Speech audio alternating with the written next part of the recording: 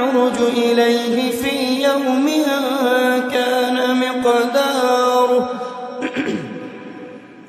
كان مقداره 1000 سنة مما تعدون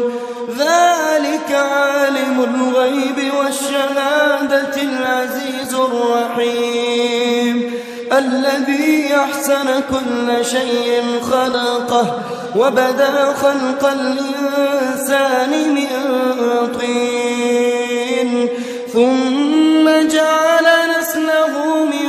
سلالة من ماء مهين ثم سواه ونفخ فيه من روحه وجعل لكم السمع